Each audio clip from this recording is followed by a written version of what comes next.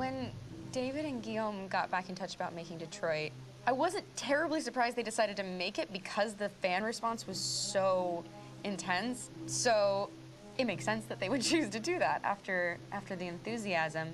It was a challenge, and it was just an interesting thing to get my head around how to approach this character now as a different, much older person, and whether or not she had changed. And I'm very happy to say that with Detroit, I've had the opportunity to see Kara grow so much more than I ever expected. You do the housework, the washing, you cook the meals, and you take care of... God damn it, where the fuck's the rat gone now? Alice! Alice! I mean, she starts out essentially how she does in Kara in a very, not robotic, but, you know, android, other way.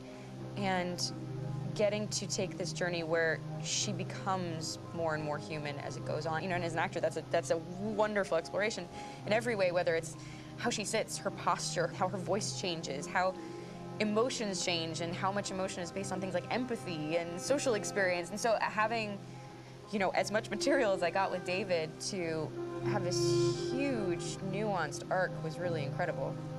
Why couldn't we just be happy? This experience has been quite different than the experiences I've had shooting film or TV or doing theater work. I have 83 dots on my face and a really flattering black wetsuit type thing. And you're jumping around with props, and it's kind of like being a 10-year-old imaginative kid, which is fun. There's 80 cameras around us. It's already lit. So we just shoot and shoot and shoot and shoot and shoot. There's no change of sets. There's no hair and makeup. There's no wardrobe. So we move really fast, and we'll go through about 35 pages in a day. Working in TV or film, we'll probably do 6 pages a day. It's kind of acting boot camp. It's like working out constantly. I mean, you're doing this thing, and then you got to do something that's completely other back to back to back. And so that kind of process of working is very challenging, but it's also very exciting because you just have to keep coming up with new ideas. And your head goes all over the place because you're trying to keep track of basically 4 different storylines for each different response. You shot that girl, for fuck's sake. It was a machine that looked like a girl. Yeah, I know what I should have done. I just told you I couldn't. All right, I'm sorry.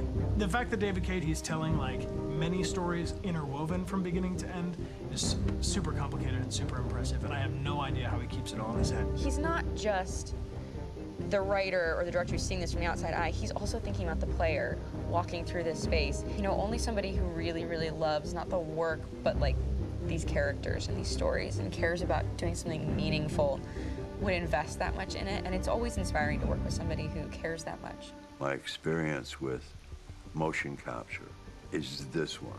And I found it sort of terrifying in a way, because they said the computer's gonna build you. But then, as we got into it, I realized all the elements of it were still artistic. I just dipped into a really brilliant setup here. I've never seen anything like it. And this won't turn me into a product because I was playing a character.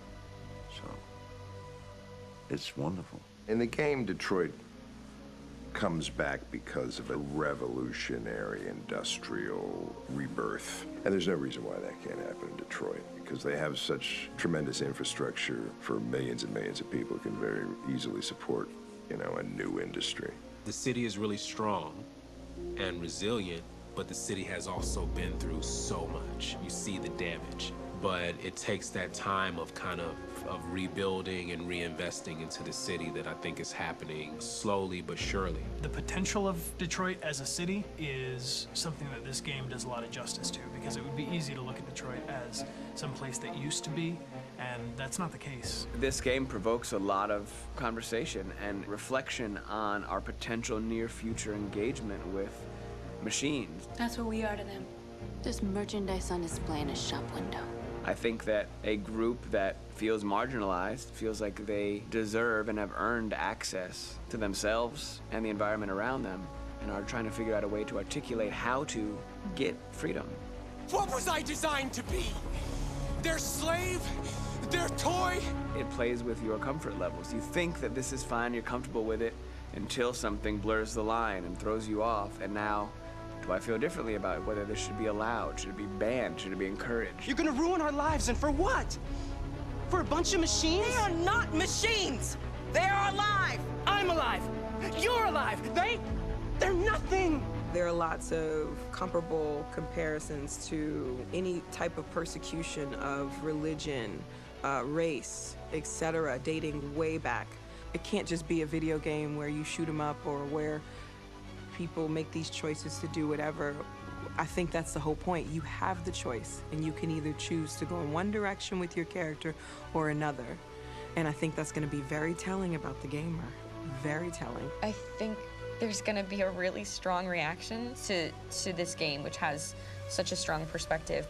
I'm that much more proud of it now to get to be a part of it because it's important.